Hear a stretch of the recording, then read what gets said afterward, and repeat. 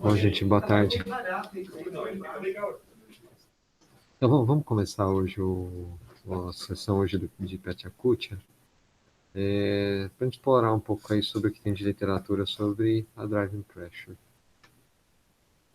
Então, são 5 textos. O primeiro que vai apresentar é o Danilo e é o clássico estudo do professor Marcelo Amato, do Edu e do professor Carlos Cavallo.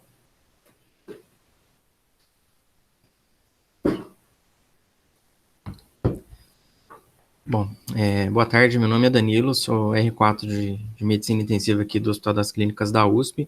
Vou apresentar para vocês aqui o trabalho do New England de 2015, que meio que deu origem a essa grande discussão da Driving Pressure e o uso dela à beira-leito em pacientes intensivos.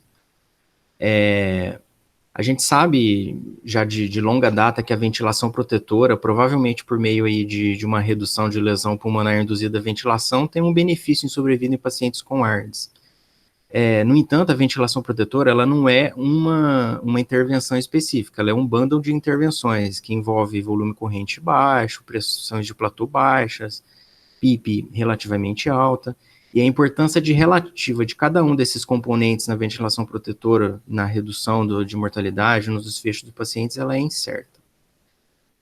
A gente sabe também que o paciente com ARDS, a fração do pulmão que é funcionalmente disponível para ventilação e troca gasosa, ela é reduzida, né? Segundo esse conceito do Baby Lung. Então, a driving pressure, ou a pressão de distensão, nada mais é do que uma tentativa de normalizar o volume corrente para a complacência do sistema respiratório do paciente. E dessa forma, estimar o tamanho funcional do pulmão. Em pacientes que não estão fazendo esforço inspiratório, a driving pressure ela pode ser facilmente calculada pela fórmula aí da pressão de platô menos a PIP, que nada mais é do que o gradiente de pressão responsável por movimentar o volume corrente do ventilador mecânico para dentro do pulmão do doente. Esse estudo que eu vou apresentar, ele é uma análise observacional pós-hoc de bancos de dados de uma série de RCTs. A princípio, os autores quiseram fazer um modelo preditor de sobrevida baseado em coorte com 336 pacientes dos primeiros RCTs de ventilação mecânica lá ainda no século XX. Depois, esse modelo foi validado em 2 coortes, uma coorte com os estudos com os pacientes do ARMA e outra coorte com pacientes de RCTs que avaliaram diferentes níveis de PIP em pacientes com SARA. Para fazer esse modelo preditor de sobrevida, foi um caminho bastante comum que a gente vê. Primeiro faz uma análise univariada, digamos assim, as variáveis que são associadas à sobrevida na análise univariada entram numa análise multivariada, e aí as variáveis que são independentemente associadas à sobrevida entram no modelo final de preditor de sobrevida. A variável dependente desse modelo, ou seja, o desfecho primário, foi sobrevida em 60 dias. Enquanto que as variáveis independentes testadas como preditores foi o grupo de tratamento, ou seja, ventilação protetora versus controle, ou PIP alta versus PIP baixa, né? Característica dos doentes, gravidade da doença de base e variáveis da ventilação mecânica nas primeiras 24 horas após randomização. Até aqui é uma coisa que a gente costuma ver bastante em estudos que a gente lê, né? Mas talvez uma das particularidades deste trabalho seja essa análise de mediação multinível que eu vou tentar rapidamente explicar o que é. Basicamente assim, você tem uma exposição X, então vamos supor assim, o paciente ventilando uma ventilação protetora, e um desfecho Y, vamos supor, redução de mortalidade, por exemplo. E aí, entre a exposição e o desfecho, você pode ter alguns mediadores que, assim, medeiam o desfecho, no caso, redução de sobrevida, né? Então, a análise de mediação, o que ela quer é determinar se uma variável específica explica os efeitos resultantes da atribuição do grupo de tratamento. E aqui nesse trabalho, eles testaram 4 candidatos a mediadores: volume corrente, pressão de platô, PIP e driving pressure. Ou seja, eles quiseram saber desses 4 mediadores, qual é aquele que mais explica, que melhor explica a redução de mortalidade em pacientes que estavam ventilando de forma protetora. No entanto, para a gente fazer uma análise de mediação, existem algumas condições que a gente tem que respeitar. Primeiro, a variável preditora, X, que no caso é a ventilação protetora, ela tem que predizer de forma significante a variável dependente, que no caso é sobrevida em 60 dias. Isso a gente sabe que acontece e tem uns RCTs que mostram isso. Segundo, a variável preditora X, ela tem que predizer significativamente o mediador M, que no caso aqui é volume corrente, platô, PIP, driving pressure. Depois, o mediador M, ele tem que predizer de forma significante a variável dependente Y. Ou seja, redução de volume corrente, redução na driving pressure, tem que ter uma associação independente com sobrevida em 60 dias, por exemplo. E isso eles vão procurar demonstrar ao longo do trabalho. Por fim, quando você insere o mediador, quando a inserção do mediador no modelo ela é controlada, a relação estatística que tinha entre a exposição e o desfecho, ela perde significância. Então, isso fica mais claro mais para frente quando eu mostrar o resultado do trabalho. Além disso, não pode haver confundidores nessa análise de mediação. Então, assim, indo para os resultados, a primeira tabela que eu trouxe é uma tabela mais para mostrar mesmo, que é a análise univariada do trabalho, onde a gente encontra várias características do paciente, da ventilação mecânica, da doença de base, que tiveram relação com sobrevida em 60 dias. Essas variáveis, elas foram, digamos assim, entraram na análise multivariada, e no final das contas, eles encontraram 6 variáveis independentemente associadas à sobrevida. O trial, a idade, o risco de morte, dado pelo SAPS e pelo Apache, o pH, né, na entrada, a relação PGO2 PF na entrada e a driving pressure no D1. Essas imagens aqui, elas mostram para a gente o seguinte, aqui nessa coluna A, você mantendo a PIP constante em torno de 10, conforme você vai aumentando a driving pressure, você tem um aumento no risco relativo de morte. Na coluna B, ele mostra para a gente que, conforme você vai aumentando o valor de PIP, se o valor de driving pressure ele fica constante, você não tem nenhuma mudança em relação ao risco relativo de morte. Por outro lado, se você for aumentando a PIP e com isso você conseguir concomitantemente reduzindo a driving pressure, isso estaria associado aí a uma redução do risco relativo de mortalidade. O que essa imagem mostra para a gente é de que ele começa a querer mostrar de que talvez a PIP seja um mediador menos importante aí do que a variação da driving pressure no risco do paciente morrer em 60 dias. Algo parecido acontece com o volume corrente. Aqui nessa coluna D, você mantendo a pressão de platô constante, se você reduzir o volume corrente para o peso predito do paciente, isso não teve nenhum impacto no risco relativo de morte.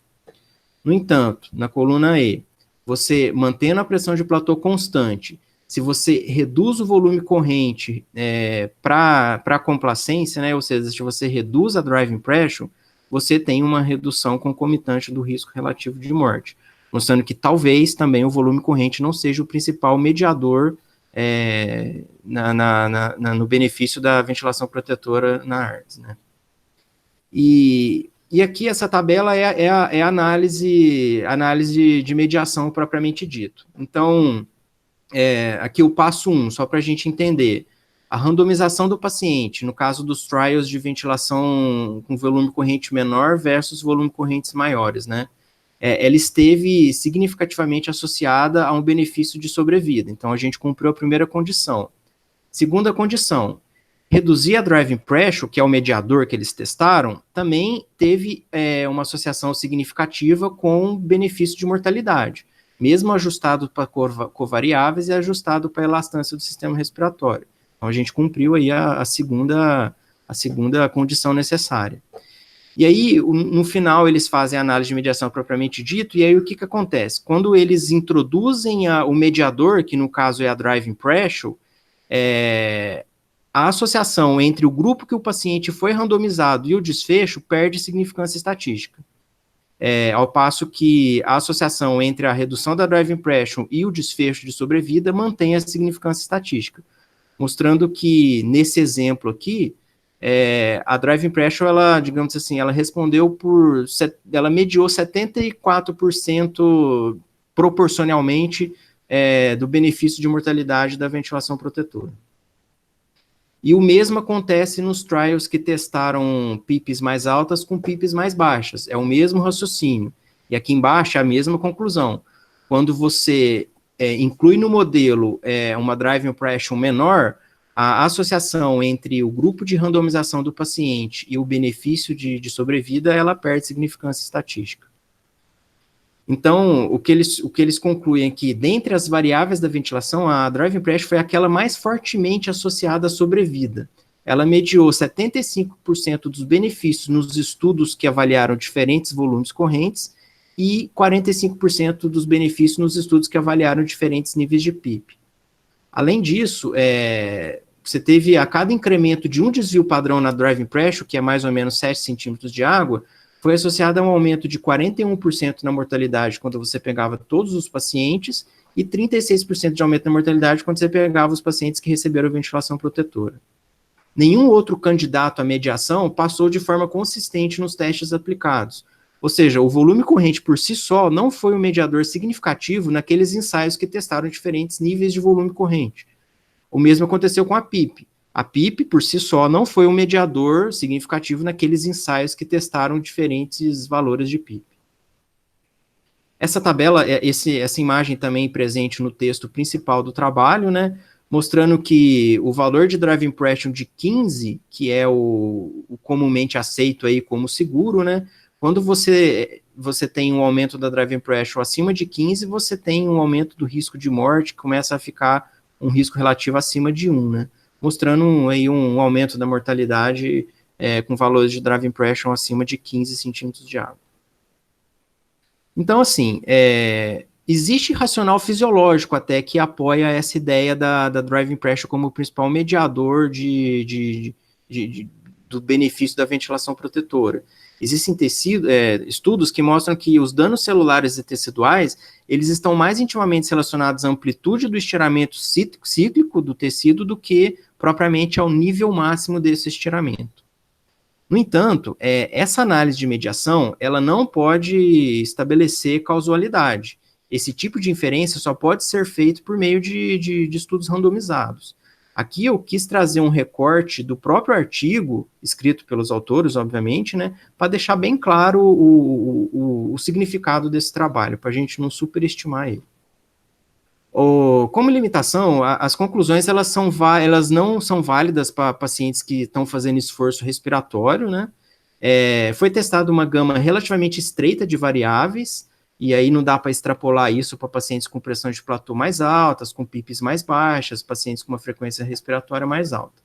E além disso, não foi estimado diretamente o gradiente cíclico de pressão através do pulmão, que é a pressão transpulmonar, que provavelmente é a real efetora aí da lesão parenquimatosa. Os autores concluem que a driving pressure ela foi a variável da ventilação mecânica que melhor estratificou o risco de morte em pacientes com ARDS. Diminuições na driving pressure devido à mudança nas configurações do ventilador mecânico foram fortemente associadas ao aumento da sobrevida. No entanto, RCTs desenhados a fim de ter mudanças na driving pressure são necessários para determinar se essas observações podem ser traduzidas em mudanças na condução à beira-leito de pacientes com ARDS. Obrigado.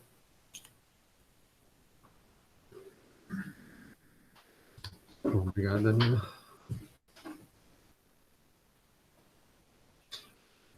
Segundo estudo do Dr. Giacomo Belloni. Quem vai apresentar vai ser o Matheus.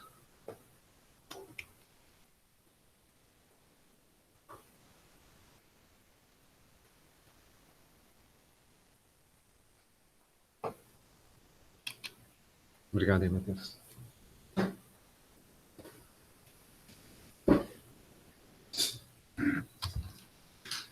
Bom, boa tarde.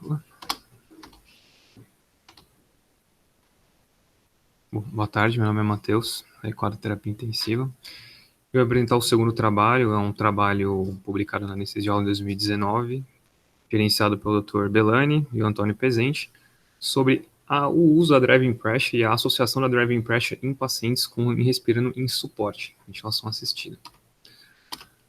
Então, qual é o racional do estudo? Como o Danilo falou, acho que a driving pressure ela já está um pouco mais consolidada, de que talvez ela tenha alguma associação independente com a mortalidade em pacientes com ARDS, independente do platô, ou independente da PIP. Inicialmente, esses pacientes são manejados em volumes controlados, mas posteriormente precisam ser desmamados, transicionados para modos espontâneos.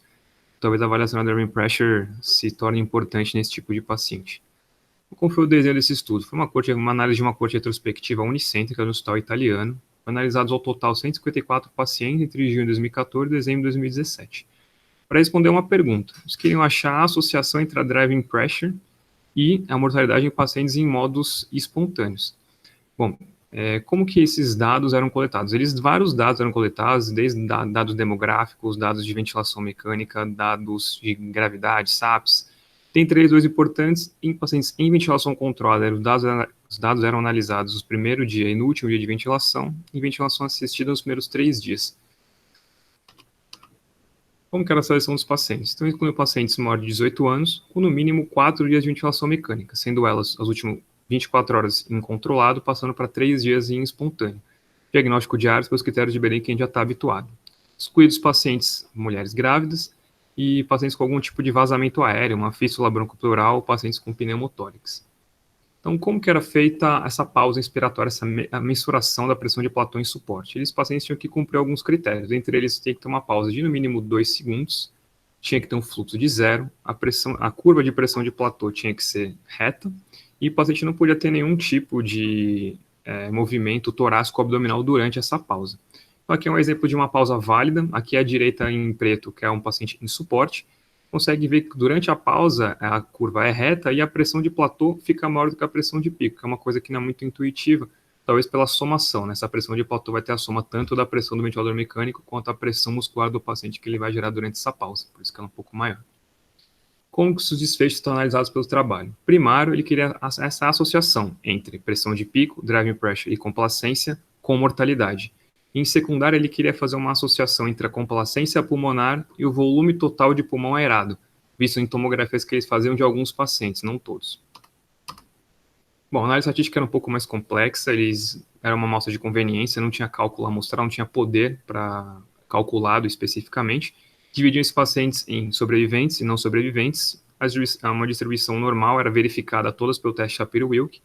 Esses dados eram mostrados em forma de média, desvio padrão, mediana e interquartis. Beleza, foi feito várias análises de sensibilidade também, para os dados coletados no primeiro dia de ventilação mecânica, valores máximos e mínimos de driving pressure. As variáveis mais significativas entravam no modelo de regressão logística, e essas análises depois eram penalizadas por um outro tipo de análise que depois eu falo mais para frente, que eu vou roubar. Análise de complacência também, análise entre a complacência e a porção aerada do pulmão é realizada através do coeficiente de Pearson, a gente vai falar um pouco mais para frente também, e foi usado a plataforma do SPSS Software para poder fazer essas análises. Bom, como é que estão começando os resultados do trabalho? Então, foi analisado o total de quase 2.000 pacientes, excluídos vários pacientes por não ser ARDS, por menor de 18 anos, e aqui uma coisa interessante, alguns pacientes foram excluídos por não ter essa pressão de platô avaliada durante a pressão de suporte, já que é um local que eles fazem isso de rotina. Ao total, 154 pacientes foram analisados para essa análise. Bom, tabela 1, como é que ficou então? Aqui só dividiu em sobreviventes e não sobreviventes. A gente pode perceber que os pacientes que realmente não sobreviveram eram pacientes mais velhos, pacientes que ficaram mais tempo em ventilação mecânica, pacientes mais graves, em geral pacientes que estavam sim em uso de mais tempos de droga vasoativa. O que a gente pode perceber também é que esses pacientes também não eram tão graves como os pacientes que talvez a gente veja no nosso dia a dia, né? O paciente com SOFA de 9, SOFA alto realmente, mas uma drive que não era tão, aqui uma drive não era tão alta. Bom, aqui é a tabela 2 do primeiro dia de ventilação controlada. Então, os pacientes do primeiro dia de ventilação controlada, como que eles estavam? Pacientes que realmente não sobreviveram tinham uma drive mais alta, uma drive tão alta, uma drive de 12 em comparação com uma drive de 10. A complacência é um pouco menor, os pacientes que não sobreviveram. E uma PF em torno de 133 que não sobreviveram, e sobreviveram a partir de uns 150. Aqui, para a gente perceber assim, durante os primeiros 3 dias de ventilação assistida, como que esses pacientes ficaram. A drive também, os pacientes não sobreviventes, ela realmente foi menor, esses pacientes que não sobreviveram, em comparação aos pacientes que sobreviveram. A gente pode perceber que o volume corrente começa a ter um sinal um pouco inverso. Então, o volume corrente, por exemplo, os pacientes que sobreviveram, o volume corrente em ml por quilo foi de 7,5 em comparação com 6,7 pacientes não sobreviventes. Isso porque esses pacientes que sobreviveram melhoraram a complacência, então eles toleraram volumes maiores, mostrando que talvez o volume corrente não seja eles por si só associado à mortalidade, mas sim essa combinação entre a complacência e o volume corrente, que talvez tenha um pouco mais, que a gente consegue ver isso pela driving pressure. Outra coisa interessante, você pode ver que talvez pacientes que não sobreviveram, tanto que sobreviveram quanto que não sobreviveram, mantiveram uma PF relativamente parecida, mostrando que talvez a PF também não seja um melhor preditor de mortalidade nesses pacientes durante a ventilação mecânica assistida. Bom, aqui no primeiro dia de ventilação assistida também, uma coisa se repete, parece que sempre a drive nesses pacientes que não sobrevivem parece ser sempre um pouco maior, e a complacência parece sempre um pouco menor nesses pacientes que também não sobrevivem, que é uma constante em todas as tabelas.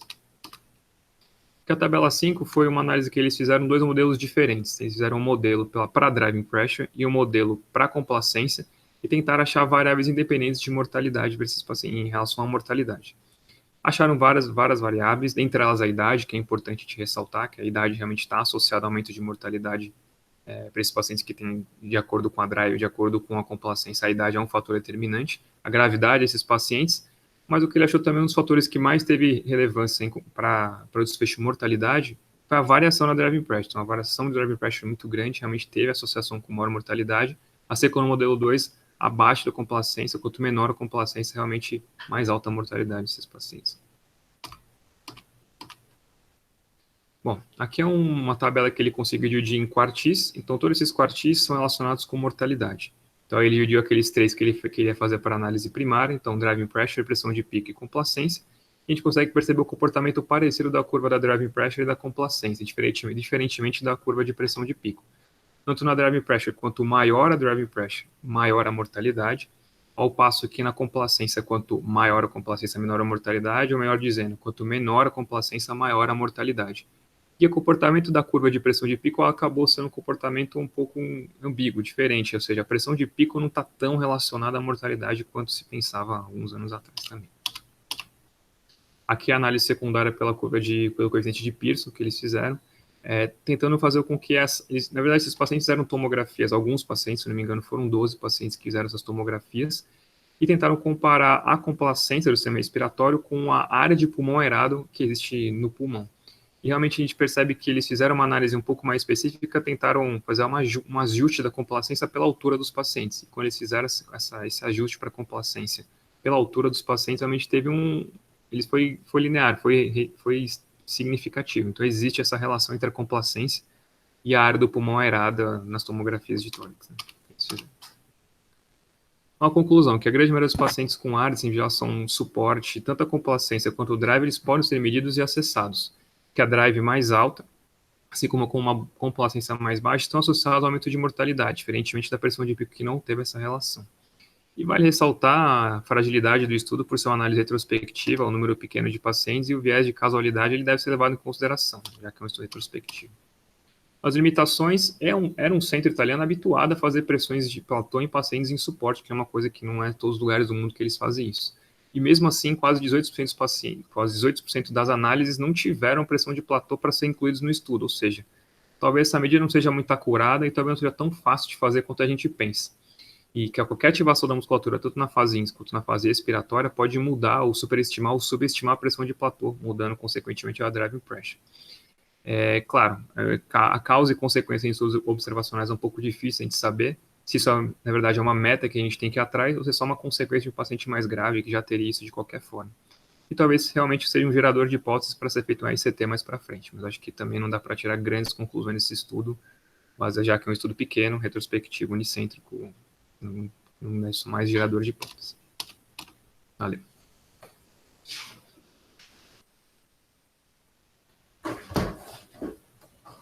Obrigado, Matheus.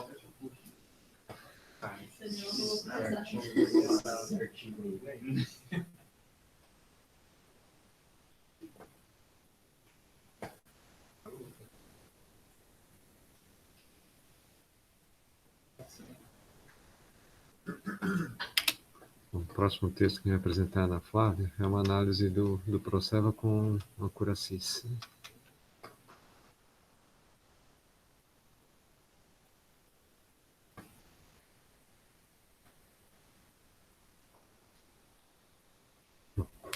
Obrigado.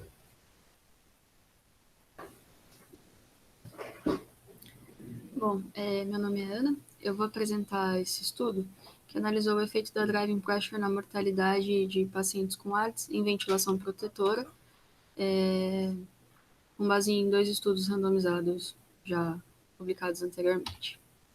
Então, o racional vem dessas 2 publicações do professor Marcelo Amato no New England em 98 e em 2015, sobre as quais a literatura traz algumas ressalvas. Então, essa de 98 trouxe muitas ideias novas, como hipercapnia permissiva, volumes mais baixos, pressões de pico e de platô e driving mais baixas, PIP mais alta, o que tornava difícil de distinguir quais delas teria maior impacto em termos de mortalidade. E o estudo que o Danilo apresentou, o que a literatura questiona é que houve uma variabilidade de volume corrente entre 4 a 8 ml/kg, que talvez pudesse ter alguma influência no desfecho de mortalidade também. Então, a proposta foi estudar se a pressão de distensão seria um marcador de mortalidade, assim como a complacência e a pressão de platô. A população é de pacientes em ARDS com volume corrente estrito em 6 ml/kg, e isso foi feito através de uma análise secundária do Acuracis e do Proceva, comparando parâmetros de ventilação 24 horas depois da randomização em pacientes que sobreviveram ou não no D90. Os critérios de inclusão eram PF menor que 150 com PIP acima de 5, as variáveis analisadas foram gênero, idade, score de mortalidade, uso de bloqueio de posição prona, além de variáveis de gasometria e ventilação mecânica. E essa foi a fórmula usada para calcular mechanical power para facilidade beira-leito. Análise estatística das variáveis categóricas foram apresentadas em porcentagens, as contínuas através de média de desvio padrão e as comparações feitas por testes não paramétricos. A driving pressure foi distribuída em 5 quintis, comparados por análise de variância e análise pós-hoc, e a sobrevida em 90 dias foi apresentada na forma da curva de Kaplan-Meier e comparada por log rank test. A análise estatística foi feita por meio de regressão univariada com limiar de 0,2 e depois multivariada para as variáveis que atingissem significância estatística, e a análise de colinearidade foi feita entre driving, complacência e platô, e aplicada a regressão de Cox específica para cada um deles, se colinearidade existisse.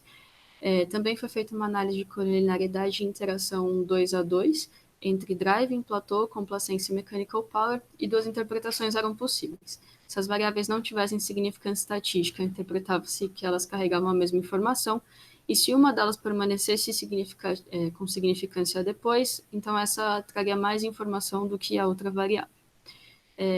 Essa é a tabela 1, e aí o que eu acho importante ressaltar aqui é que o volume corrente dos 2 grupos, dos que sobreviveram e não sobreviveram de fato, foi 6 ml/kg, era um dos objetivos dessa análise secundária. E com relação aos parâmetros de ventilação mecânica, todos eles foram diferentes entre os 2 grupos. Então, a pressão de platô foi menor, a complacência foi maior, e a driving e a mechanical power foram menores nos pacientes que sobreviveram. E aqui eu chamo a atenção para o valor de P. Aquelas variáveis que tiveram P menor do que 0,2 foram incluídas na análise multivariada. Essa análise multivariada, e aí aqui idade, SOFA, pH e lactato tiveram significância estatística e associação com mortalidade, assim como a driving pressure, com hazard ratio de 1,05, então uma implicação de um aumento de 5% em mortalidade. Essa curva mostra a distribuição em quintis das 4 variáveis analisadas, e isso gera uma linearidade em associação com a mortalidade. Ela não consegue nos trazer um limiar a partir do qual tal valor não seria seguro, mas sugere que não há ventilação isenta de riscos em termos de mortalidade. E essa análise ajustada, ela consegue sugerir limiares, e aí os valores associados com mortalidade seriam para driving e para mechanical power de 15 e para platô e complacência de 26. Bom, essa é a análise das interações. Então, foi verificada a colinearidade, como já era de se prever pela relação matemática entre as variáveis, E aí, qual a mensagem dessas tabelas, né? Então, a primeira, que acho que é a mais importante, é que driving e platô tinham significância estatística e a interação delas persistiu estatisticamente significativo. Então, isso nos indica que as duas variáveis carregam informações diferentes. Desculpe, não carregam exatamente a mesma informação, trazem informações adicionais. Isso não aconteceu nos casos seguintes, então entre driver e mechanical power, driver teve significância estatística, mechanical power e a interação não, e as demais variáveis não guardaram significância estatística com mortalidade. Essa, então, a curva de Kaplan-Meier para driving pressure e para mechanical power, mostrando que os pacientes com driving menor do que 13, assim como com os pacientes com mechanical power abaixo de 12, tiveram sobrevida maior do que os grupos com valores acima desse limiar. E o gráfico seguinte é equivalente para pressão de platô e para complacência. Aqui ele usou um corte de 23 para o platô e de 31 para a complacência, e também viu significância estatística, os pacientes com platô mais baixo e complacência mais alta sobreviveram mais. O que o artigo traz como discussão, então? Que a driving pressure está associada a prognóstico após análise multivariada. A sobrevida foi maior em pacientes com driving menor do que 13 no primeiro dia, pós-randomização. Também foi maior em pacientes com mechanical power menor do que 12 e platô menor do que 23. E que a informação transmitida pela driving e pela complacência é similar. Algumas considerações. O hazard ratio para um incremento de 1 centímetro de água na driving pressure foi de em torno de 5%, similar a resultados prévios. E diferente de algumas publicações, mas semelhante às outras duas apresentadas hoje, PIP e volume corrente não tiveram associados à mortalidade. Algumas limitações: os dados são de estudos marcadamente positivos, mas que excluíram cerca de 60% dos pacientes com um diagnóstico de ARDS e também excluíram aqueles que melhoraram espontaneamente, que melhoraram PF para acima de 150 em 24 horas. Pontos fortes: a amostra é homogênea em termos de ventilação protetora, os resultados são robustos. E o que a gente pode concluir disso é que pressão de estação, complacência e pressão de platô são fatores prognósticos para a mortalidade. Certo.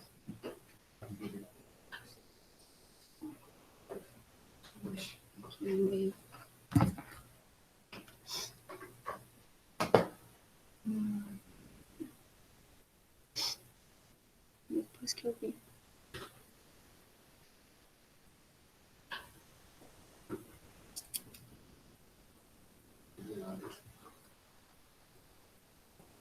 Isso aqui.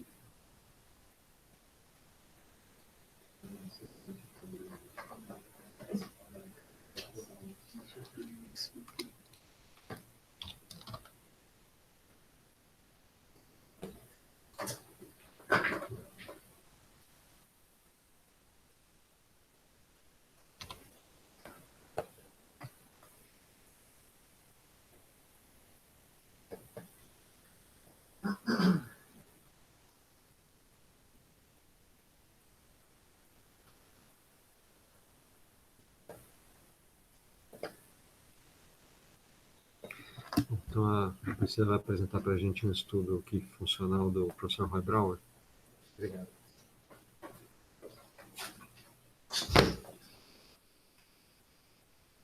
Boa tarde a todos, meu nome é Priscila Duarte, eu sou RT de Medicina Intensiva aqui da HC e eu vou apresentar esse estudo prospectivo fisiológico publicado em 2019 que fala sobre a redução da drive pressure através da titulação da PIP em pacientes com ARDS. As evidências é justamente o que os meninos já falaram com relação ao fato de que menores driving pressures estavam associadas a melhores desfechos clínicos em pacientes com ARDS, e haveria dúvida se, de fato, a driving pressure por si só seria um mediador-chave dentro das estratégias de ventilação protetora.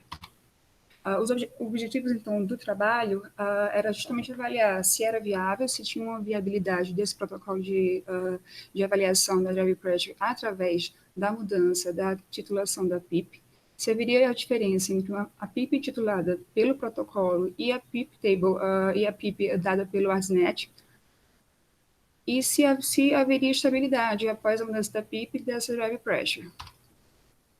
O estudo, então, foi unicêntrico nas UTIs do Johns Hopkins, com pacientes escolhidos entre 2016 e 2018, com 18 anos, admitidos na UTI e que tivessem necessidade de ventilação mecânica. Eles eram elegíveis se tivessem ARS, pelos critérios de Berlim, se tivessem intubados menos de 7 dias e com PIB maior que 8. E exclusos se tivesse alguma das condições, por exemplo, hipertensão intracraniana, disfunção de VD, se tivesse barotrauma nos últimos 10 dias, hipoxemia severa, um platô maior que 35, ou se o próprio paciente ou a equipe assistente recusasse entrar mesmo nesse protocolo. Ao todo, foram eleitos 10 pacientes, todos ventilados em volume controlado, com posição supino, cabeceira elevada, com volume corrente fixado em 6 ml por quilo de peso predito, conforme as estratégias de ventilação protetora, o PIP de acordo com o braço da low PIP, do ATSNet, e essa drive pressure basal era medida a partir de 30 minutos pós primeira setagem. Era feito três mensurações, com pelo menos uma pausa inspiratória de meio segundo, e a cada mensuração teria que ter pelo menos 10 ciclos entre elas. Essa drive pressure é medida no primeiro minuto e, após 5 minutos, a mudança da PIP. E a menor drive pressure obtida durante o protocolo seria aferida, então, a PIP ideal, e ela seria estabelecida assim como a PIP final e a PIP ideal do paciente. Essa PIP ideal, então, já conseguindo mensurar e titular, era medida a pressão de platô e essa drive pressure no primeiro minuto, no quinto, depois de 15 minutos, depois de 30 minutos, para ver com relação à estabilidade. Esses pacientes foram monitorizados durante 48 horas, pós de fato, as mudanças. A FiO2 poderia ser mudada, mas no estudo em si não foi, se o paciente tivesse dessaturação. E na análise estatística, essas variáveis contínuas foram apresentadas em interquantise e mediana, a drive pressure medida após 5 minutos da mudança da PIP, e medida essa variação após 30 minutos, e foi utilizado o Stata 14.0 para análise estatística. Aqui o delineamento do estudo em si, a gente tem a drive pressure basal, e inicialmente eles tentavam aumentar a PIP, e mediam, na sequência, em 5 minutos, a drive pressure obtida. Se ela caísse, se ela reduzisse, tentava-se um novo aumento, no mesmo sentido anterior, já que a drive pressure tinha reduzido, e se não tivesse reduzido, tivesse aumentado, eles retornavam ao anterior e seguiam outro braço. Se não tivesse mudança nessa nova medida, eles reduziram 2 centímetros da PIP, e essa, então, seria a PIP final. Já com relação aos pacientes que pioraram, quando tentaram aumentar a PIP, esses pacientes tinham, então, um sentido inverso de mudança. Então, reduziam a PIP em 4 centímetros e aferiam depois essa drive pressure. Se tivesse reduzido, continuavam com a mudança, então reduziriam mais esses 4 centímetros, e assim, se ele tivesse uma piora, ou ele, no caso, se ele mantivesse o mesmo resultado, a PIP era aumentada, no caso, no sentido contrário, se inicialmente diminuiu e teve mudança ou não, eles mudaram, eles voltavam mais à metade, e essa, então, é considerada a PIP final. Dos resultados, a gente tem que 10 pacientes foram escolhidos, a maioria, um caso obeso, com índice de 38, uma parte com uma média de 33, pacientes com ARDS moderada a grave, e a principal etiologia foi pneumonia. Com relação aos 10 pacientes, 2 precisaram de bloqueio neuromuscular, nenhum foi pronado, e nenhum foi utilizado manobra de recuperação alveolar. A maior variação da UTP, dessa drive pressure, foi de 4 centímetros, sendo que para 6 pacientes essa PIP teve que aumentar e para 4 pacientes teve que diminuir para conseguir essa redução. A variação foi de menos 4 até mais 12, a variação da PIP. 2 pacientes, essa drive pressure não alterou, mas a PIP aumentou 2 em um e diminuiu 2 no outro paciente. Um deles desaturou quando a PIP reduziu de 10 para 6 e a drive pressure tinha aumentado de 11 para 12.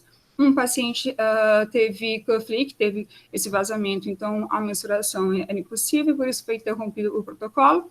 E com relação ao feedback da equipe assistente, eles mantiveram a PIP ideal de 7 pacientes dos 10 testados, dos 10 que entraram nesse protocolo. Aqui a gente vê um gráfico que a drive pressure em si, ela não reduz, ela não muda tanto com relação aos pacientes. Enquanto a PIP, ela aumenta ou ela reduz de uma forma meio que aleatória.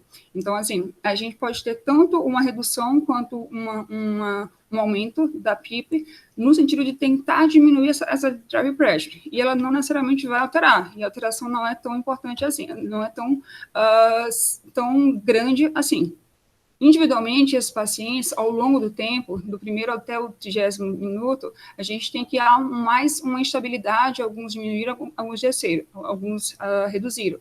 Mas na maior parte deles, há uma instabilidade ao longo desse tempo de monitorização. Na discussão, eles colocam que, mesmo fixado esse volume corrente, há a possibilidade da gente conseguir diminuir essa drive pressure através da titulação da PIP. Isso reflete mudanças da complacência, que provavelmente o processo pelo qual ocorre é um recrutamento, ou um de-recrutamento, ou talvez uma sobredistensão que a gente causa com o aumento da PIP. Essa redução da driving pressure, ela está associada à variação da PIP, só que o quanto ela varia ou em qual direção, se para mais ou para menos, depende muito do paciente. Então, tem pacientes que eles não respondem à PIP, não respondem ao aumento da PIP, mesmo com essa PIP setada de acordo com a PIP table do ADSNet, e assim, muito porque a FO2 e a PIP nessa tabela estão muito atreladas, estão linkadas. Então, às vezes, por N motivos, a FO2 precisa ser maior, e esses pacientes já podem estar com uma sobredistinção. Então, às vezes, não vai responder ao recrutamento. E apesar de que há uma indicação para que haja PIPs maiores, esses pacientes não respondem, podem estender mais e podem piorar a hemodinâmica. Então, assim, nem todo paciente é de fato recrutável. Então, a ideia é quais pacientes que se beneficiariam dessa titulação da PIP. Haveria um benefício de tentar se avaliar precocemente se aquele paciente responderia ou não a essa titulação da PIP, e um método para a gente conseguir fazer isso era medir a drive pressure, era medir a drive pressure justamente porque é um recurso que a gente consegue usar à beira-leito, e é, assim, fácil de ser medida, e perceberam também que há uma estabilidade desse drive pressure após o ajuste da PIP, pelo menos por 30 minutos. O que seria importante para valorizar ou estimular que houvesse mais estudos com relação a qual alvo de drive pressure teria mais benefício nesses desfechos clínicos do paciente, quais os protocolos que mais teriam impacto e como atrelar isso aí à estratégia de proteção de ventilação mecânica protetora. As limitações do estudo, do próprio estudo, porque a amostra é pequena, é unicêntrico, e a gente não pode conseguir generalizar esses resultados. As variações da drive pressure foram pequenas, na verdade, isso muito devido ao fato do volume corrente ser já fixado e ser baixo, então isso dá uma margem pequena para a alteração da PIP, e a gente conseguir, de fato, sentir a repercussão na drive pressure. Outro fato é o fato da complacência pulmonar dos pacientes do estudo ser bem baixo, eram pacientes obesos e alguns com cirrose, então isso diminui a expansibilidade, deixa mais restrito a caixa torácica e piora a complacência, e foi observado os pacientes por curto período, então, para 48 horas, a gente não consegue avaliar se de fato tem um impacto nesse desfecho clínico do paciente. Como conclusões, eles referem que, de fato, é possível mudar essa driving pressure através dessa mudança, dessa setagem da PIP, Só que a magnitude ou a direção para onde a PIP pode ser mudada, ela é muito variável, ela depende do paciente. Isso, apesar de favorecer o racional de que drive pressure menor tem melhor desfecho clínico, as evidências elas não são robustas, elas não têm um nível de evidência bom a ponto de confirmar, de validar essa hipótese. Todas são por análise pós-hoc ou estudos observacionais. Então, é necessário que haja mais estudos para, de fato, confirmar se há um benefício e se pode entrar ou não dentro da estratégia de ventilação protetora.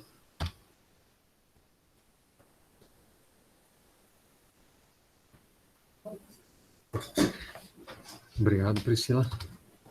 O estudo da Priscila acho que é um dos que traz bastante coisa aí para a gente para o dia a dia, né? E só para fechar agora, então, o Rodrigo vai mostrar um estudo piloto aqui para a gente.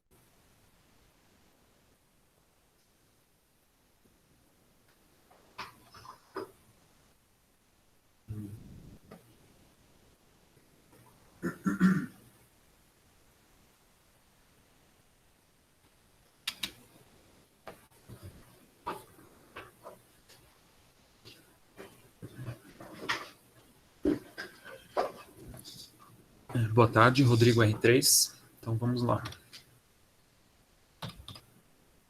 Ou não.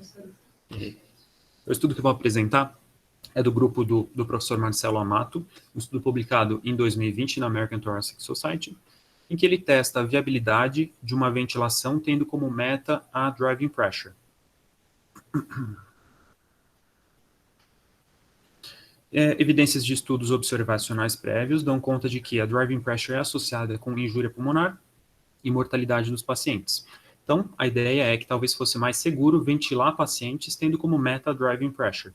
E o que ele propõe nesse estudo é testar a viabilidade de ventilar pacientes dessa forma, com dois grupos. Um ventilando em ventilação protetora convencional, ARDS-NET, que a gente está acostumado, e o outro grupo, o grupo intervenção, ventilando com uma meta de driving pressure, que já vai ser apresentado aqui na sequência.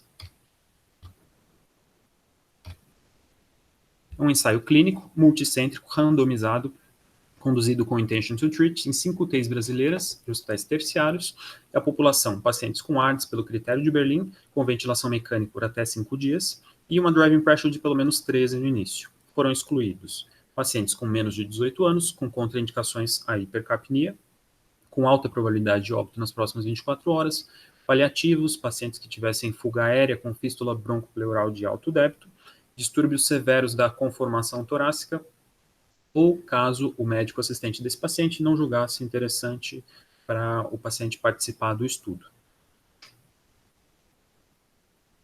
A randomização foi feita por um software desenvolvido no HCOR. Os pacientes foram estratificados por idade e localização. O controle recebeu a estratégia ARDS-NET e o grupo intervenção recebeu uma ventilação com volumes correntes de 4 a 8 ml por quilo, com meta de uma driving pressure menor ou igual a 10 ou a menor driving pressure possível. Caso esses pacientes tivessem impressão de suporte, uma vez ao dia pela manhã eles seriam sedados, bloqueados se necessário, seria checada a mecânica pulmonar desse paciente para ajustar o suporte para manter a meta de volume corrente que nós queremos. Frequência respiratória, idealmente até 35, mas era possível aumentar caso o paciente tivesse em acidose. Coleta de dados, realizada no baseline, 1 hora após a randomização, diariamente pela manhã, quando eles ajustavam os ventiladores, do dia 1 ao 7, dias alternados do 9 ao 15, também na alta da UTI, na alta do hospital e ao 28º dia do estudo. Então, os ventiladores eram todos ajustados pela manhã, diariamente, do dia 1 ao 7. O endpoint primário, a driving pressure nos dias 1 a 3. Secundários, a aderência a esse tratamento, a manutenção da drive menor do que 13, manutenção do volume corrente dentro do alvo, variáveis mecânica respiratória, mortalidade, lesões, efeitos adversos, reintubação, tempo de internação e dias livres de ventilação mecânica. Eram necessários 30 pacientes, permitindo detectar uma diferença de driving de 3,5 centímetros entre os grupos, um poder de 80% e um erro alfa de 5%, variáveis categóricas comparadas com um teste de Fisher, variáveis numéricas comparadas com o teste T de Student e considerado evidência nível significativo 0,05. Então, 36 pacientes foram avaliados entre junho de 2015 e fevereiro de 2017. 31 pacientes foram incluídos nesse estudo, sendo que 5 foram excluídos porque não eram elegíveis. 16 alocados no grupo intervenção, com uma meta de driving pressure, e 15 alocados no grupo ARDSNET convencional. Aqui é a tabela 1. Em média, esses pacientes tinham 48 anos, um SAPS médio de 55,9. Eles tinham, até metade deles tinha choque séptico. A causa de ARDS, na grande maioria, pneumonia. E o que a gente pode ver é que a relação PF desses pacientes, em média, é 214, que mostra já um grupo de ARDS mais leve. Aqui nessa tabela é possível ver que, de fato, eles conseguiram manter a driving pressure desses pacientes mais baixa, ali em torno de 10, ao longo de todos os dias aí, dos 7 dias do estudo, certamente dos primeiros dias. E que, de fato, ela ficou mais baixa do que a driving pressure do grupo que foi ventilado de forma convencional com ARDSNET. A gente pode ver que realmente, com significância estatística, a driving pressure ficou mais baixa. E esses pacientes, para conseguir isso, ventilaram com volumes mais baixos, 4,3, 4,5, trabalharam em pressões de platô também mais baixas, porém, para compensar isso, mantendo um volume minuto mínimo, esses pacientes trabalharam em frequências mais altas. A gente pode ver aqui no outcome que, apesar disso, não tivemos tanta acidose respiratória. 2 na primeira hora, 3 nos primeiros 7 dias. Acidose respiratória mais grave, com pH de 7,1. Em relação aos outros desfechos clínicos, não tivemos nenhuma diferença significativa. Aqui mostrando essa questão da acidose respiratória. Tivemos uma PCO2 mais alta, tá? Mas com significância estatística somente na primeira hora e no primeiro dia. No restante, a gente vê que consistentemente o grupo intervenção tem PCO2 mais alta, mas sem significância estatística. Em relação ao quarto ao sétimo dia, mantém-se essa diferença de PCO2, porém sem significância estatística. Chama atenção também que até o sétimo dia, poucos pacientes tinham sido transicionados para suporte. No grupo intervenção, a gente pode ver que tem 2 pacientes ventilando em modo suporte. E no grupo controle, ARDS, somente 1 paciente em suporte. Apesar dessa ventilação mais restritiva, a gente vê que não foi usado tanto bloqueio neuromuscular. Até menos bloqueio neuromuscular no grupo intervenção, que tem uma ventilação ainda mais restritiva. E chama atenção também que nenhum paciente precisou de medidas de resgate nesse ensaio clínico. Então, por um lado, sem aumento de efeitos adversos graves nesse grupo intervenção, uma acidose respiratória que foi manejável e que, apesar de baixos volumes correntes, eles não observaram uma necessidade maior de sedar ou de bloquear esses pacientes. Porém, por outro lado, um trabalho com um pequeno número de pacientes, maior parte deles ARDS leve, e em relação aos endpoints primários, ele deixa claro que esse trabalho realmente não tinha poder para detectar nenhum efeito em endpoints clínicos. Perdão, primários não, clínicos. Então, o que a gente conclui é que parece factível, porém, estudos maiores certamente são necessários para afirmar isso com certeza. Obrigado.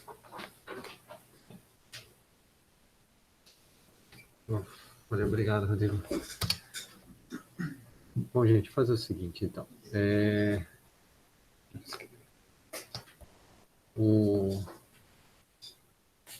Vocês que estão online assistindo aí, vocês têm alguma pergunta para fazer sobre algum dos estudos para o pessoal que está aqui?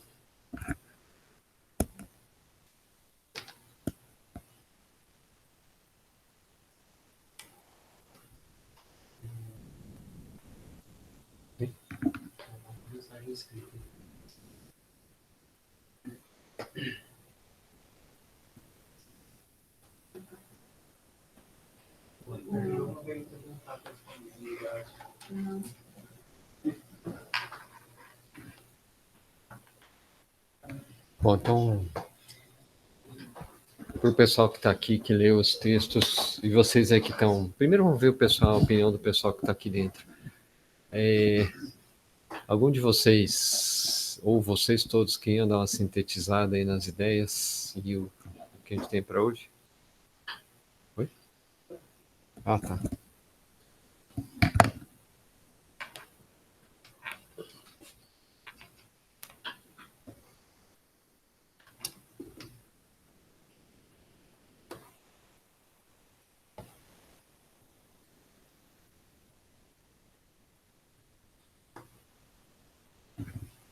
Danilo quer falar uma coisa? Bom, eu tenho uma fama de ser um pouco cético, assim, sabe?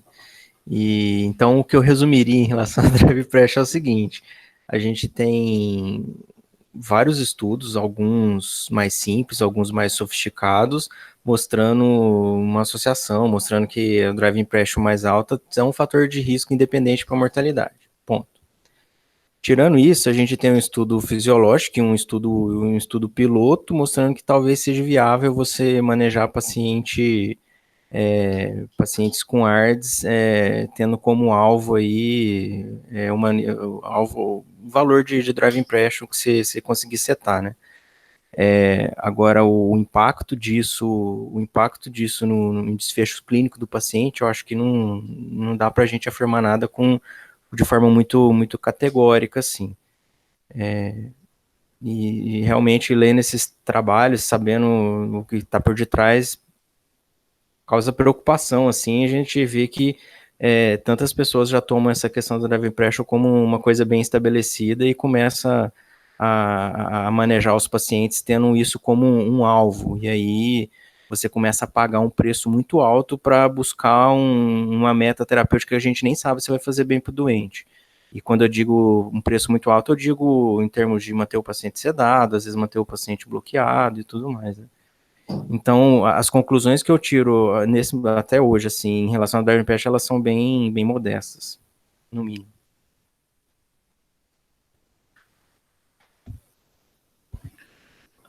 Fato, mas apesar disso tudo, eu tenho a impressão que parece promissor. A ideia parece boa. Eu acho que realmente ainda a gente precisa provar mais aí nesse campo, inclusive em relação à viabilidade de fato aplicar isso na prática, porque o que eu vi aqui nesse estudo é que, ok, parece ter ido bem, mas pacientes com ARDS mais leve.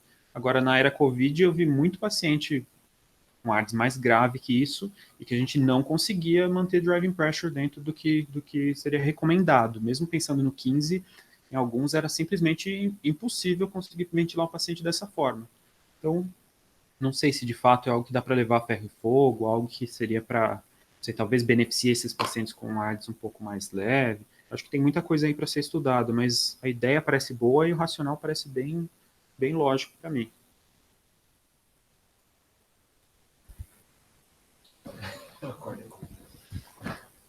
Eu concordo com o que o Danilo e o Rodrigo pontuaram, e acho que o que foi interessante de estudar um pouco mais driving pressure foi perceber que muito vem de análise secundária de outros estudos, né, de estudos observacionais e muitos modelos matemáticos que guardam suas limitações, principalmente considerando que driving, complacência e volume são variáveis matematicamente relacionadas. Então, talvez a mensagem, até na ordem sequencial que a gente apresentou, talvez a mensagem do estudo do Rodrigo é de que pode ser que seja viável fazer um RCT para entender melhor e não depender de análise retrospectiva para estudar esse assunto.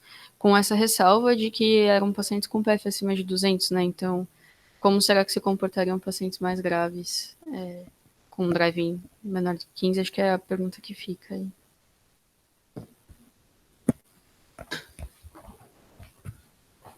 Bom, eu acho que se eu pudesse ventilar todos os pacientes com a drive de 15, eu gostaria. Mas acho que isso não é uma verdade para todos os pacientes que a gente trabalha, né?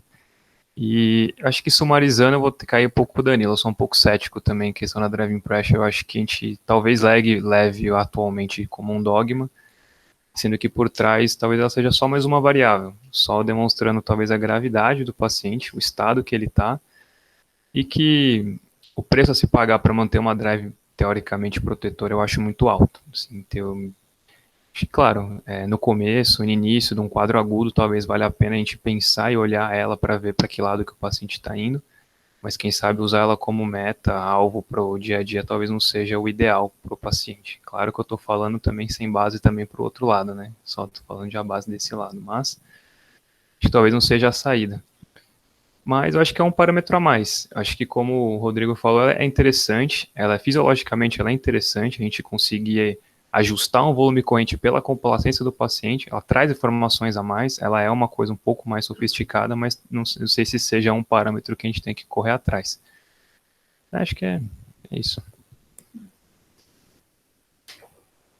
Eu concordo com o que o Rodrigo falou, acho promissor, acho que tem uma plausibilidade, tem um racional teórico que pode embasar muito bem, tanto é que são variáveis relacionadas, o volume corrente, a complacência e a PIP, então, assim, existe um racional, existe a capacidade, a possibilidade da gente conseguir fazer outros estudos que de fato relacionem isso melhor, mas hoje não tem provas. Então, assim, por mais que seja promissor, não tem nada de fato que a gente consiga de fato afirmar categoricamente que há um benefício em tentar diminuir essa drive pressure, e realmente o preço pago para isso pode ser muito alto.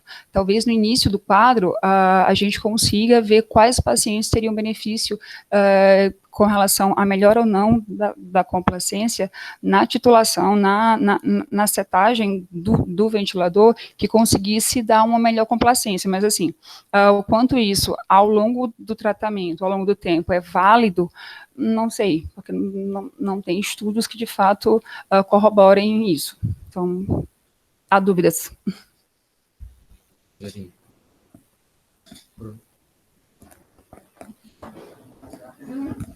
Esse aí foi o Matheus que falou para eu vir aqui, ó. Ele me chamou. Bom, gente, eu acho que esse tema é um tema muito interessante para a gente estudar, porque tem tanto a ver um pouco com o que a gente tem, o desenvolvimento do conhecimento científico, né? Acho que a progressão do conhecimento em terapia intensiva, e algumas coisas também sobre metodologia que eu acho que dá para a gente explorar aqui nisso, né? E aí depois, pensando na aplicabilidade prática, acho. Com essa evolução do conhecimento, acho que na década de 90, a gente estava numa situação que se ventilava o pulmão de uma forma lesiva propositalmente, pensando que era bom deixar 12 ml por quilo, com frequência baixa, com pH normal. Era assim que se fazia. E aí, ao longo da década de 90, nos anos 2000, saíram os trabalhos de ventilação protetora. Eles compararam 6 ml por quilo com 12, em teoria, e o que eles mostraram é que 12 ml por quilo é lesivo. É isso que a gente pode dizer. E nem todos conseguiram mostrar isso. Nem todos os trabalhos têm esse mesmo sinal. Tá? E os trabalhos que almejavam 6 ml por quilo, eles chegavam num volume médio em torno de 7 ml por quilo. Tá? Se vocês forem pegar a tabela 1 da maioria dos trabalhos, não era em 6. Tá? E aí, a partir disso, chegou a próxima etapa. Então, tudo bem, a gente sabe que não é para fazer 12, tem que ser um pouco menor, é melhor aumentar a frequência e baixar o volume, mas baixar para 7, veja que interessante, né? Então, pacientes com ARDS era para baixar em torno de 7. E lá na década de 90 também tem um trabalho, Marcelo sempre mostra, né, da hipercapnia permissiva, nesse contexto, que no 12 ml por quilo ela era protetora. E depois, quando a gente olha mais para frente, a gente vê que a hipercapnia permissiva, quando você está ventilando o protetor, ela já não tem mais esse sinal protetor. Ela é associada a pior desfecho, pelo contrário. A hipercapnia é associada a pior desfecho quando você está ventilando o paciente em volumes protetores, vamos dizer assim.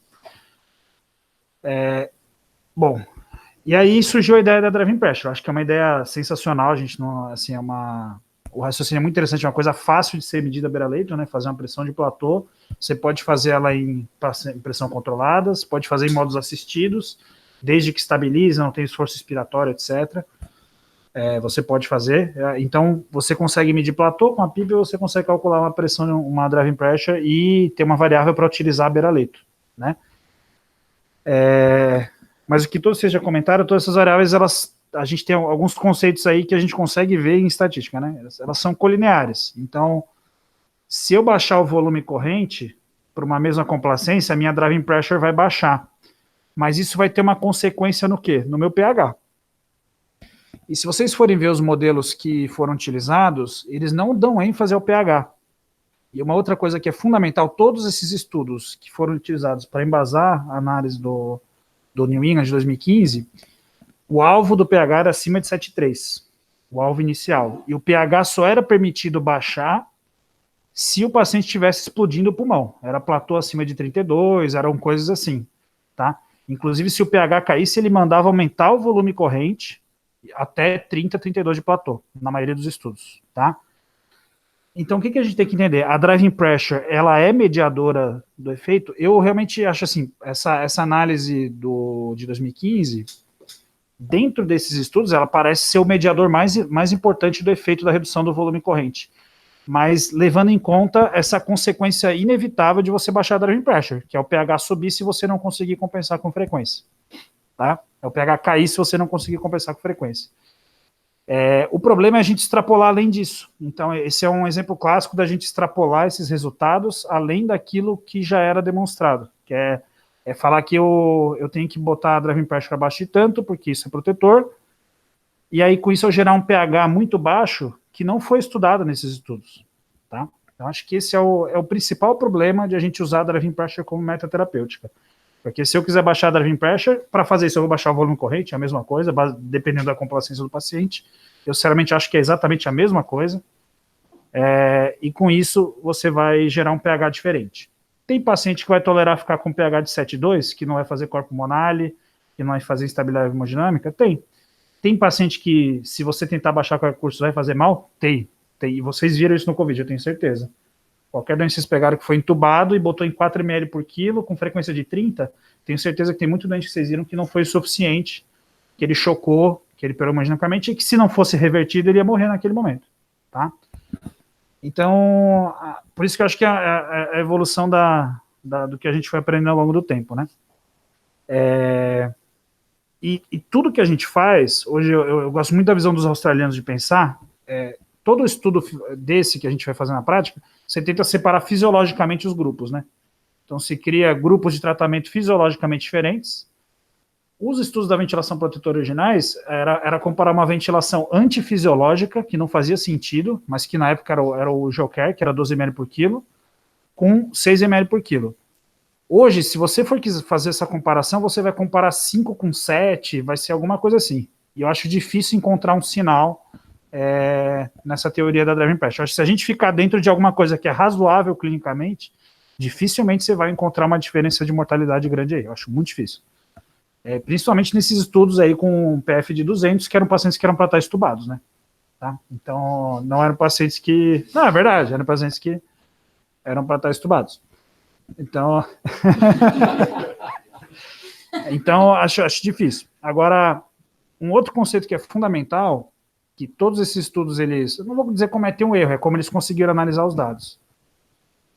Driving pressure, volume corrente são variáveis contínuas. Tá? Isso é um conceito que a gente está cada vez ficando mais arregado e tem que ficar mesmo. Categorizar variável contínua é você perder informação. Você falar que é 15, que é 14, que é 13, que é 12, que não sei o quê, isso não faz sentido. A variável ela tem um comportamento, entendeu? Então, o comportamento dessas variáveis pode ser que seja totalmente linear, pode ser que seja totalmente linear. Pode ser que tenha um ponto de inflexão, pode ser que tenha. Mas nenhum desses trabalhos conseguiu mostrar isso pra gente. Eles analisaram ou categorizado, ou em quintil, entendeu? Então, eu não vi nenhum trabalho que mostrou ainda o comportamento dentro desses valores razoáveis, como que se comporta, tá? Então, eu realmente acho que a teoria é promissora, mas vai ter negociação. Se eu quiser baixar a driving pressure, a qualquer custo, eu vou baixar o volume e vou gerar acidose respiratória. Aí até quanto eu vou com a minha frequência respiratória, se é que frequência respiratória é lesivo, e até quanto eu vou tolerar o pH. É isso que esses trabalhos vão ter que fazer. E eu realmente acho que você baixar qualquer coisa para o cara ficar com pH de 7,1, eu não ia querer participar desse estudo. Eu acho que isso é lesivo para o paciente. Entendeu? Então, acho que tem que ver o que é razoável e aceitável na prática para a gente seguir adiante. E numa população de doente grave, né? Porque uma população de doente ruim mesmo, assim. Pelo menos uma PF abaixo de 150, né? Eu acho que é o que faz mais sentido. Então, os estudos pilotos até agora, eles não pegaram esse grupo de pacientes, né? E aí, só para a gente aproveitar agora o gancho aqui de modelos causais, né? Então, você pegar um estudo e fazer um modelo causal. Então, esses estudos todos, eles padecem do mesmo problema. Eles selecionaram as variáveis para ser incluída no modelo para ajuste, baseado em critério estatístico, tá? Então, hoje isso já está bem descrito na literatura de modelos causais. Quando você quer fazer uma pergunta causal, por mais que não seja um ensaio clínico, você pode fazer uma pergunta causal. Você está tentando ver causalidade. Mas é claro que é sempre sujeito a crítica por não ser um ensaio clínico. Você tem que ter um modelo causal por trás.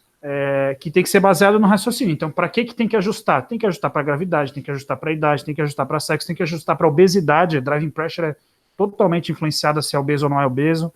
Tem que ajustar para o pH, tem que ajustar para a disfunção orgânica. Peguem os trabalhos que vocês viram e vejam se eles ajustaram para todas essas variáveis. Se não ajustaram, já o modelo causal está furado, tá? E aí vai encontrar. Tudo bem, pode ser que encontre alguma coisa, tem um sinal ali, tem. Eu acho que não é para a gente desmerecer, mas o modelo causal por trás é furado, tá? Então, o que a gente tem que ver? Se a driving pressure ela é importante, além daquilo que a gente sabe que é importante, que é se o cara está drogas ativas, se o cara está chocado, como é que está a disfunção renal, a idade. A gente vê como a idade é um marcador forte, entendeu? Então, acho que isso é fundamental. E isso vocês podem encontrar críticas tanto no modelo de mediação, só que é difícil, porque o modelo de ali foi um estudo randomizado, então dá para você falar um pouco mais assertivamente sobre mediação, mas lembrando que o pH-alvo era acima de 7,3, né? E nos estudos outros, que são observacionais, enfim, é difícil. Tanto que eu acho super elegante a análise do Proceva e do Guerra, né? De qualquer forma, você que apresentou. Por exemplo, porque realmente eles reconhecem, né? Você bota a driving pressure no modelo, junto com a complacência, os dois saem, né? Aí você bota a driving pressure sozinha, ela fica. Você bota a complacência sozinha, ela fica. Porque elas veem a mesma coisa, né? Entendeu? Então, a driving pressure é um marcador de gravidade. Se você esticar demais, é ruim. Mas até que ponto você vai fazer o trade-off? Eu acho que tudo que a gente faz em terapia intensiva é um trade-off entre tentar proteger o pulmão, no caso do simples conforto, e manter níveis aceitáveis ali de terapia. Isso que é o resumo da ópera aí, não sei. E eu acho que outro achado super interessante, né, Marcelo? Na verdade, é como eu tento raciocinar em cima do trabalho de 2015 lá. Você aumentar a PIP e ganhar em driving pressure, isso é muito bom. Parece que é muito bom. Acho que isso, para mim, é a principal interpretação. Exatamente. E a driving pressure cair. Se você aumentar e não mudar nada, não muda nada mesmo para o doente, né? Foi o que eles mostraram. E se você aumentar a PIP e distender o pulmão, aí talvez isso seja muito ruim. Então, pelo menos hoje, é como eu titulo PIP baseado nesse trabalho, entendeu? Eu prefiro titular assim, seguindo mais ou menos o racional do Express. Então, que o racional ia independente, mesmo que distendesse, ele subia até tolerar 28. Mas eu acho que talvez seja a melhor forma. Mas isso não quer dizer nada também, tá? Isso talvez era uma estratégia a ser mais bem testada, né? Bom, não sei se eu arranjar aqui. Vai lá, Marcelo. Você, o que você acha? E aí, vocês aí vocês que estão online aí? Amanda, Luísa, Jaque, Henrique, o André, Pedro. O que vocês têm aí para colocar? Guilherme, né? Luiz. Oi, pessoal. Diga, Luiz. Gente, foi ótima apresentação, muito legal. Assim, eu tiro as mesmas conclusões que eu acho que a maioria de vocês, assim, eu acho que nosso pensamento é bem uniforme, né? A gente entende o doente como um todo, em primeiro lugar. Acho que difícil você pensar no doente só um cara que só tem um pulmão, mas ele tem outras coisas, a gente precisa cuidar do doente como um todo, no meu entendimento. E assim, eu acho que realmente esse trabalho, ele não dá pra gente tirar o trabalho de 2015 do Amato, a gente fica com aquela ideia, poxa, pode ser que a driving pressure maior realmente ela agregue uma maior mortalidade para o doente, mas a gente não sabe se a gente consegue, manipulando isso, conseguir realmente reduzir mortalidade, porque a gente não tem trabalho ainda mostrando isso para a gente de forma randomizada. E aí, assim, quando esses trabalhos realmente forem feitos, uma coisa que eu gostaria bem de avaliar é se, assim, esses doentes vão ter um tempo de ventilação mecânica aumentado, porque eles ficaram mais tempo curarizados, eles vão ter um tempo de internação em UTI maior, porque a gente estava perseguindo o driving, por isso, tentando deixar eles realmente mais encostados na ventilação, e porque, assim, isso são coisas que a gente já tem bem claros, né, na literatura, assim, a gente já sabe que isso aí, sim, aumenta a mortalidade para os nossos doentes. Aumentar o tempo de internação de UTI e tal. Então, assim, eu acho que vai ser bem interessante se eles realmente conseguirem fazer RCTs para tentar mostrar isso aí. Eu acho que, como o Bruno falou, é algo que eu levo para mim, de que, assim, a questão de que, poxa, botar PIP para todo mundo, não dá para botar os pacientes no mesmo saco. Alguns pacientes você dá PIP vai ajudar, outros pacientes vai hiperdistender e vai diminuir complacência, e eu acho que esse trabalho, ele ajudou a popularizar esse conhecimento, que eu acho que isso é muito válido, acho que a popularização de conhecimento é sempre uma coisa muito positiva, só que como é essa história do mundo, do nosso mundo atual, é tipo o mundo da fake news, né? Você escuta o burburinho da coisa e você já toma como uma verdade absoluta, você não vai tentar lá sentar, estudar, tentar ter a sua própria impressão e ver realmente o que é que os trabalhos eles podem gerar de fato para a gente. Então, assim, eu acho que, como vocês, eu não levo o valor fixo, aquela coisa, eu tenho que ventilar com 15 de driving pressure no máximo. Até porque, como o Matheus falou também, tem pacientes que a gente não vai conseguir fazer isso, e como o Bruno também pontuou, entre deixar o doente com um pH de 7,05 e uma driving de 14, você pode ter certeza que eu vou também preferir deixar o doente estourar a driving enfim, cuidar do doente e não só do pulmão do doente, né? Eu acho que é isso aí, gente. Maravilha, Luísa. Gente, vocês, de resto. Professor, eu queria tirar uma dúvida. Fala, Jaque. Em relação à medida da driving, porque geralmente a gente faz aquela pausa de 2 segundos, a gente vê o platô e aí infere a drive e tudo pela complacência e tal. Mas eu já vi em algumas aulas e em alguns textos para que a medida da drive deve ser feita num período mais curto, de até meio segundo. É isso aí mesmo ou a gente faz do jeito tradicional? Olha, é uma ótima pergunta, já que assim, é uma ótima colocação. Se for parar para pensar no recolhimento elástico, o decaimento de pressão para equilíbrio é um decaimento não linear, né? Obedeça a ele constante de tempo ou não. Se você for parar para pensar, quanto maior o tempo que você tiver, desde que não exista fuga aérea, você vai ter um maior equilíbrio. Mas, do ponto de vista prático, isso não é sempre possível.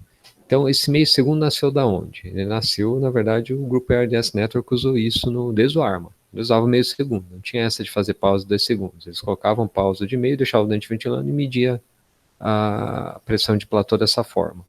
Tá?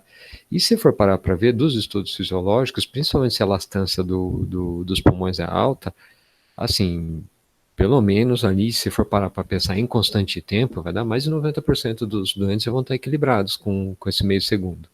Tá? Agora, se você está medindo um doente com a complacência normal, quase normal, aí talvez você precise de mais tempo para equilibrar a pressão de platô. Então, resumindo, em doente com SARA, meio segundo talvez já seja o suficiente.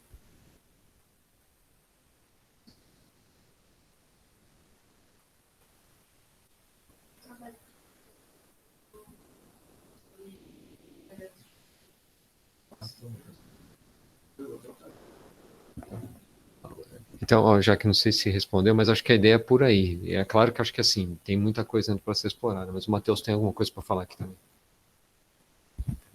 Na verdade, é uma dúvida para o chefe também. As coisas que eu li são muito pobres em relação à hipercapnia permissiva, né, chefe? Eu sei que você é um cara que gosta bastante desse tema e estuda bastante esse tema. E, assim, sabe ter aquele estudo das hebromélias, chefe? São as moscas lá que...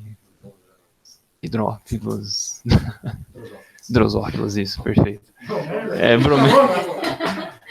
os mosquitinhos, eu esqueci o nome. Perfeito.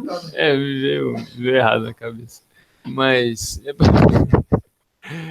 perguntar para você, professor, assim, se existe algum estudo ou existe alguma evidência do real malefício da hipercapnia. A gente sabe que provavelmente pode cair sistema imune, faz taquicardia, pode fazer disfunção ventricular direita, mas se tem alguma outra coisa que a gente possa se embasar, se tem alguma coisa, algum limite, por exemplo, 7,15, 7,2, eu não sei, chefe, é uma dúvida mesmo que eu não sei, estou pedindo um direcionamento. Putz, Matheus, é difícil responder isso. Acho que é a sua dúvida mesmo de todos nós, né? Assim, a gente não tem literatura que embase segurança da hipercapnia permissiva, de forma alguma, né? É claro que em algumas situações eu acho que ela é o único caminho, né? Você vai ventilar um dente obstruído grave, a hipoventilação controlada acho que acaba sendo o caminho aparentemente mais claro no momento. Em dente com SARA, putz, aí as coisas pegam de jeito, né? Se a gente for pegar os os estudos do professor Brian Kavanagh, infelizmente falecida, é assim, hipercapnia tem um poder extremamente imunossupressor e anti-inflamatório. Então a gente acaba protegendo os pulmões do quê? De bichos pequenos. Você acaba protegendo de isquemia, reperfusão, acaba protegendo de hiperdistensão. Só que se você coloca a bactéria junto, você facilita a fibrose pulmonar. Se você dá antibiótico, você protege da fibrose pulmonar. Perfeito. Quando você vai transpor isso para o ser humano, aí entra no que o Bruno falou, né, do estudo do Dr. Krijanov, que foi na verdade foi uma subanálise dos 800 pacientes do grupo do ARMA. E que é aquela coisa, 12 ml por quilo aparentemente protege você deixar o dente hipercápnico, quanto maior a hipercapnia, maior a acidemia, digo, né, maior a acidose respiratória, com maior acidemia, os pulmões ficam mais protegidos com 12 ml por quilo. Mas, quando você baixa para 6 ml por quilo, esse benefício, do ponto de vista olhar de trás para frente, some. Então, só acho que a gente tem que lembrar disso. Hipercapnia é extremamente imunossupressora e anti-inflamatória.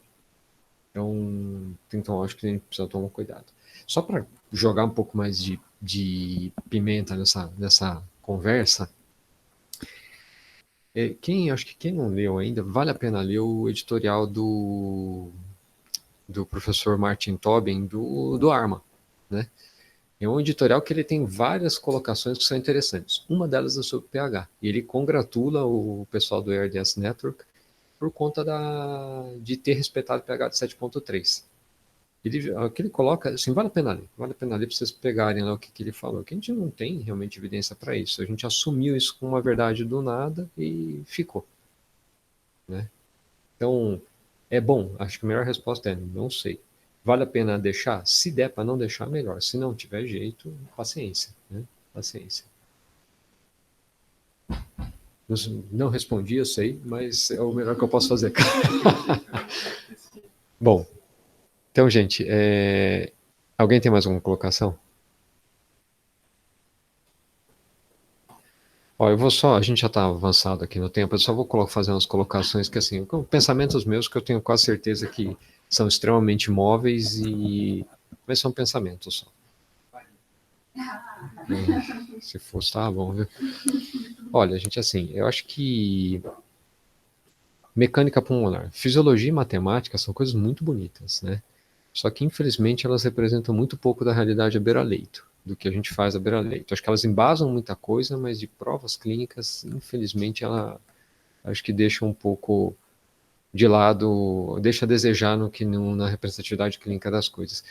E aí eu coloco aqui o meu orientador, que foi o GG, o Geraldo Lorenzi, que ele falava assim para mim, olha ao seu redor, veja se você entende 5% do que você está vendo. Eu acho que assim, a gente tem um conhecimento limitado da fisiologia, isso que eu tô colocando, né? A mecânica respiratória é alguma coisa muito palpável, mas não é só isso, né? Tem muita coisa junto, que nem o Bruno falou, varia o pH, varia o CO2, varia componente inflamatório, e dentro da mecânica tem outras coisas que a gente não sabe. Por exemplo, eu acho que assim, olha, eu queria que vocês respondessem com franqueza. Vocês concordam comigo se eu falar assim, olha, driving pressure parece um marcador sensível específico de redução de complacência? O aparelho respiratório, assim, para uma resistência de vias aéreas fixa. Faz sentido isso? Tá bom. Agora, sim, ela não marca de jeito nenhum o que causou a redução da complacência, certo? Então, se é um monte de colapso com distensão, ou um monte de colapso com abertura e fechamento, ou um monte de colapso com tudo junto, não dá para saber, né? Mas ainda, aí entra aquela coisa, só lembrar que a análise que o Marcelo fez no estudo do New England foi no D1, né? Então foi o dia que talvez aquilo seja realmente marcantemente importante para os pulmões. E ó, eu estou falando importante para os pulmões, mas mais uma vez, o pulmão faz parte de um todo, né? Assim, jamais deve ventilar os pulmões, deve ventilar o doente como um todo. Mas voltando para a história da complacência, por que ela pode estar reduzida? Porque tem um monte de colapso, quer dizer, esse colapso pode ser recrutável ou não.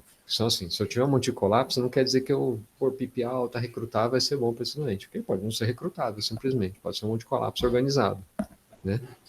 E mais ainda, tem a história da fibrose, né? Tem muito pulmão um pouco complacente porque ele está extremamente fibrótico. E aí a gente vai respeitar, deixar o doente retendo CO2, tal, por conta de fibrose. Às vezes deixar o doente paralisado, perdendo massa muscular, sem que daqui a pouco a gente vai chegar à conclusão que ele precisa de músculo para vencer essa fibrose, para conseguir ventilar.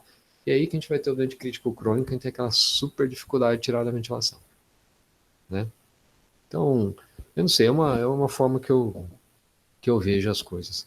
Eu acho que a driving pressure é uma coisa muito bonita do ponto de vista fisiológico. Eu acho que a gente, respeitando sempre que possível a driving pressure, a gente vai estar respeitando realmente a distensão pulmonar em muitos pacientes, mas isso talvez seja válido ali nas primeiras horas de ventilação mecânica. Agora, levar isso para o segundo, terceiro, quarto, sétimo dia de ventilação mecânica, 30º dia de ventilação mecânica, a gente não dá. Acho que aí a gente está exagerando para o conhecimento que a gente tem hoje. Então, mesmo no D1, se eu tenho um doente com 7,2, 7,15 de pH, será que vale a pena o preço de deixar a driving pressure tão baixa para isso? Eu não sei. Eu tenho muitas dúvidas sobre isso. Eu procuro não fazer isso, né? Não sei em situações extremas ali. Acho que a driving pressure é uma coisa para a gente pensar. Assim, o doente está em ECMO. Bom, primeiro dia, dá, vamos respeitar, né? Dá para deixar 10 driving pressure, 8, 5 driving pressure, dá, doente ECMO. Vamos fazer, perfeito. Mas será que no segundo dia vale a pena o preço de deixar sedado, paralisado para fazer isso? No terceiro vale a pena esse preço ainda? Eu acho que é assim. Segundo, você está na dúvida? Tá, faz o que você quer fazer. Terceiro, faz o que você quer fazer. Mas no quarto, quinto, sexto, sétimo dia, acho que está na hora de deixar esse doente acordar, né? Não sei, ou são coisas para a gente pensar aí no dia a dia. Não sei se está certo.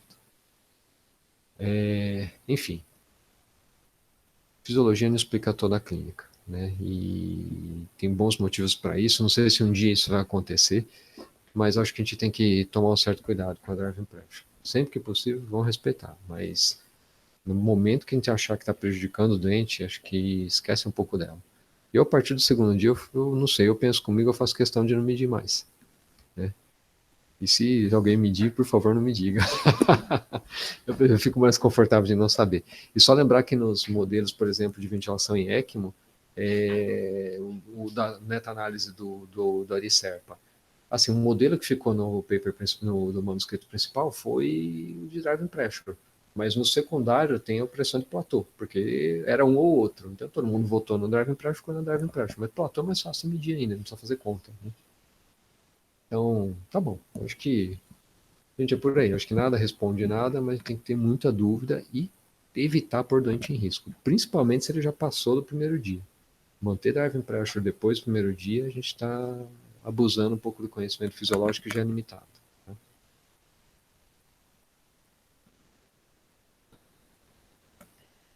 Ó, Matheus, a última, hein? Já estourou o tempo aí. Desculpa, gente, foi mal. A dúvida é do trabalho da Ana, eu achei uma coisa interessante que o platô e a driving pressure, elas traziam informações diferentes, né? Assim, eu não consegui enxergar exatamente quais são essas informações que talvez o platô traga, ou talvez que a drive traga, ou que eles são muito parecidos, até fazer um faz parte do cálculo do outro, né? Mas você acha que tem alguma informação diferente que talvez a drive traga, que o platô não traga? Essa é uma boa pergunta. Você imagina um doente que tem uma monta de lesão mais grave, que está com a PIP mais alta? Esse cara, por exemplo, o Loves colocava isso na equação de titulação de PIP, que permitia um platô até 40. Você pode ter, isso aqui é uma dos exemplos, né? Você pode ter um doente que está ventilando com a PIP de 20, só que tem uma driving pressure de 10, de 15, só que ele está fazendo 35 do platô. Então, ele tem um platô que você pode considerar exageradamente alto, só que ele tem uma driving protetora. Então, assim, talvez para um doente mais grave na fase aguda, isso seja interessante, raciocinar dessa forma. Oi? Esse doente recrutado. Isso é outra coisa que, assim, eu estou falando de fibrose, mas eu só ressaltar uma coisa, nem todo doente é recrutado, né? E se você pode ter um doente com a complacência muito baixa, com a driving pressure alta, não recrutável, que a gente não tem que fazer, a não ser abusar da driving pressure. Ou colocar o dente no sistema extracorpóreo, que aí eu não sei se tem também tanto benefício. Bom, gente, então, obrigado aí, foi bem legal a discussão, e tem muita coisa ainda para a gente aprender. Então, vamos almoçar. Tchau para vocês.